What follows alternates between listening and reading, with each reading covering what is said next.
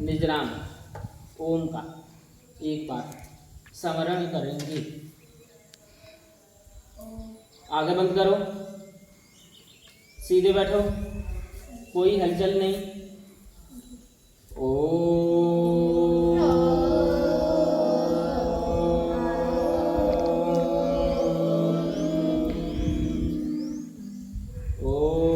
भूर्भुवः स्वः तत्सवितुर्वरेण्यं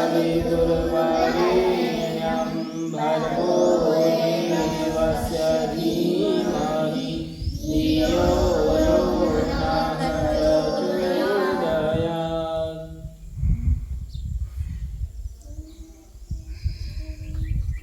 हम स्वाध्याय कर रहे थे वैदिक सिद्धांत रत्नावली प्रोफेसर सत्यपाल शास्त्री जी की पुस्तक, जो एक महनीय पुस्तक है।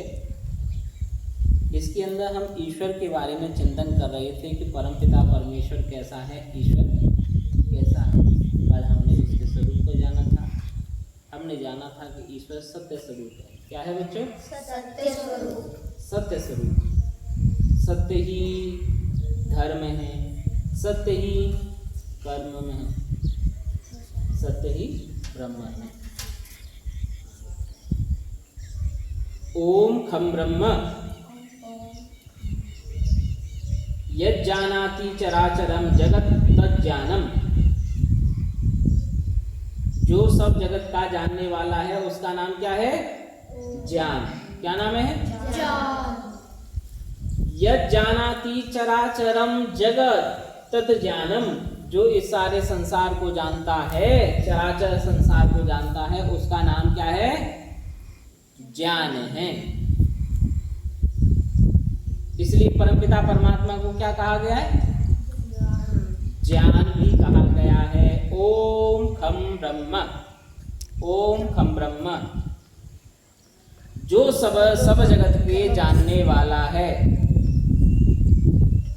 उसका नाम ज्ञान है। ईश्वर स्वरूपतः ज्ञान स्वरूप ही है, क्योंकि ज्ञान का कोई आकार प्रकार नहीं होता, न ही कोई उसकी शक्ल सूरत ही होती है।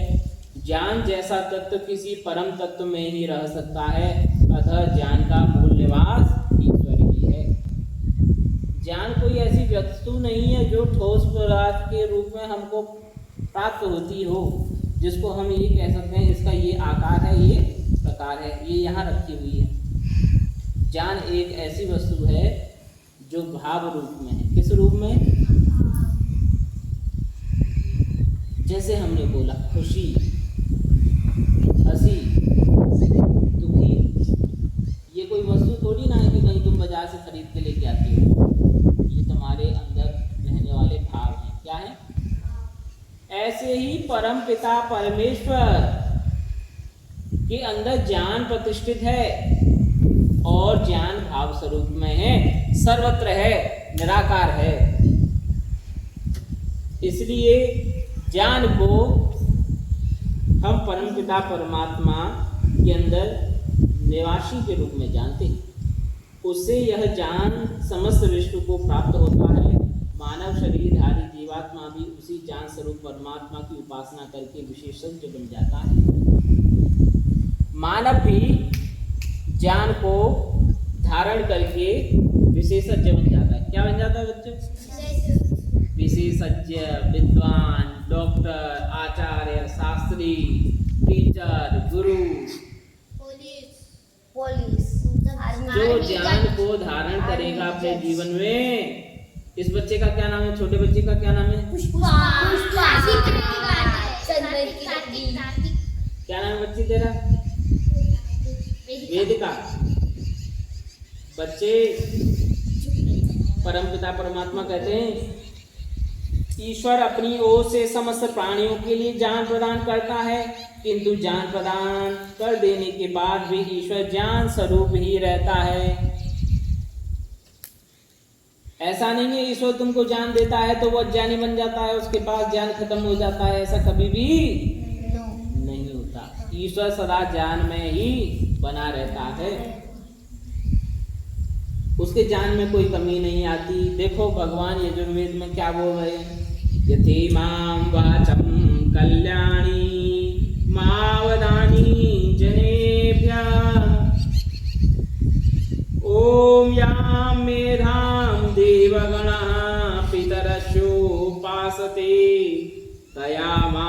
मध्य मेधयाग्ने मेधाविनं कुरु।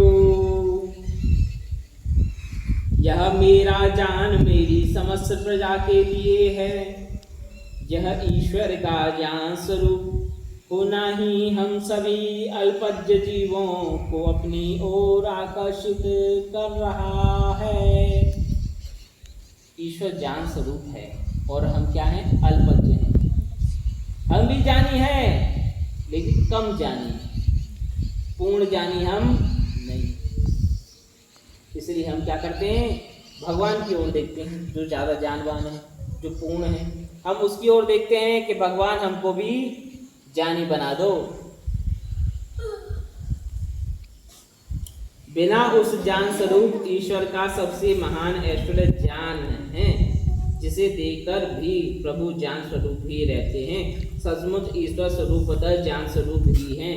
अतएव जीवात्मा ईश्वर से कहता है, क्या कहता है जीवात्मा ईश्वर से? कि हे भगवान, तुम तो ज्ञान स्वरूप हो और हम अल्पज्ञ हैं, हमको भी अपना ज्ञान प्रदान कर दो। हे ज्ञान रूप भगवन, हमको भी ज्ञान दे दो। करुणा के चार छींटे करुणा निधान दे दो।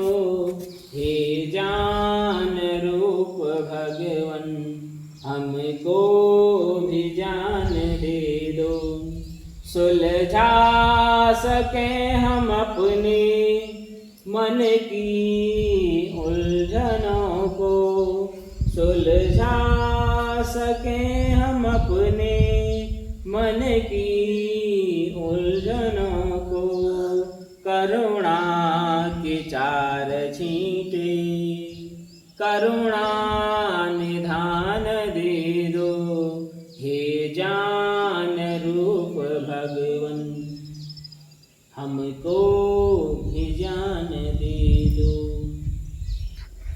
बच्चों सीधे बैठो।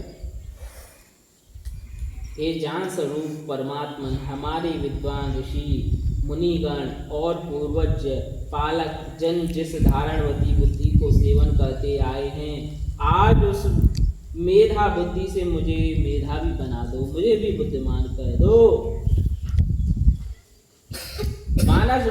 मानव सारे अभीष्ट साधनों के द्वारा विद्वान होना चाहता है। क्या होना चाहता? विद्वान, बुद्धि लेकर के आना चाहता है। इस दुनिया में सबसे बड़ा आंतरिक साधन यदि कोई है तो वो बुद्धि है। तुम्हारा शरीर पूरा ठीक काम कर रहा हो लेकिन दिमाग से तुम पागल हो जाओ, दुनिया क्या बोलेगी? योगी पागल हो गया, योगी पागल हो गया, शरद पागल हो गया, लोग बोलेंगे एड़ा झाला पागल हो गया।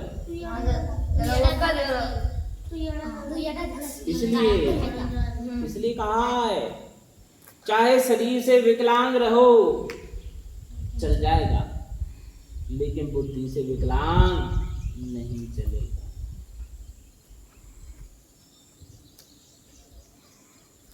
इसलिए तुमको स्कूल में पढ़ाया जाता है बचपन से ही, ताकि तुम बुद्धिमान बन जाओ। पुष्पा, बच्चे स्कूल में क्यों पढ़ाया जाता है तुमको? ताकि तुम बुद्धिमान बन जाओ,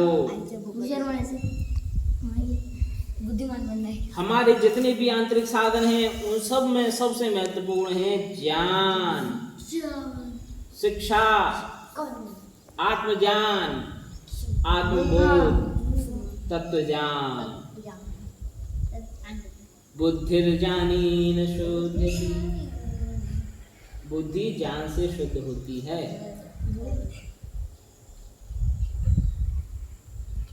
बुद्धि ज्ञान से शुद्ध होती है। बच्चे सीधे बैठे। बुद्धि ज्ञान से शुद्ध होती है। यदि बुद्धि तत्व को मानव परिमार्जित एवं उज्जवल करना चाहता है तो उस ज्ञान स्वरूप ईश्वर की ज्ञान प्राप्ति से ही ये शुद्ध हो सकती है, अन्यथा नहीं। यदि आपको अपना ज्ञान शुद्ध करना है तो भगवान की प्राप्ति करनी ही पड़ेगी, नहीं तो आपका ज्ञान कभी शुद्ध होगा नहीं, बुद्धि परिष्कृत होगी नहीं। और देखो आगे बोला परमात्मा आनंद स्वरूप है। क्या है बच्चे? आनंद स्वरूप है। आनंद समझा बच्चे?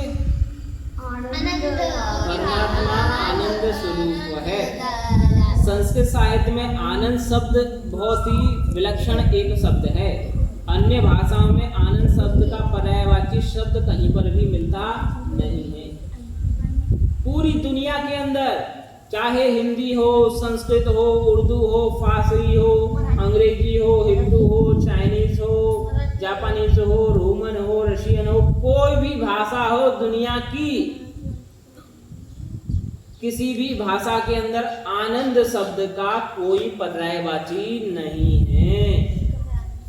आनंद एकमात्र ऐसा संस्कृत साहित्य का शब्द है जिसका तुमको कहीं पर भी पर्यायवाची नहीं देखने को मिलेगा।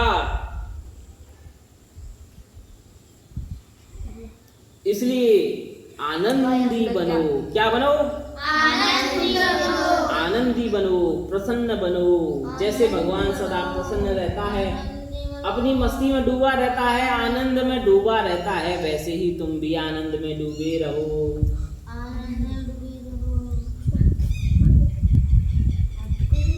अन्य भाषाओं में आप देखेंगे तो सुख का शब्द, सुख का पर्यायवाची मिलेगा मजा, लेकिन ये आनंद का द्योतक कभी भी नहीं होता। पवमानस्य ते वयम पवित्रम अभिनंदता सखी त्वं मावृणीमहे। अर्थात अंतरात्मा में आते हुए तथा पवित्र शांत आनंद रस चुआते हुए तुझ परमात्मा के मित्र भाव को हम भली भांति वर्ते हैं।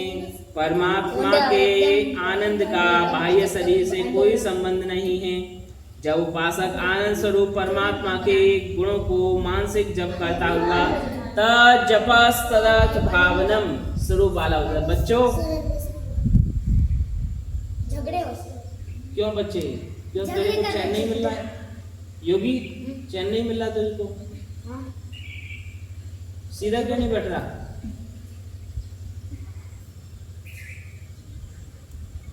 ये बच्चे बंद कर दिया इसको। बंद कर दो।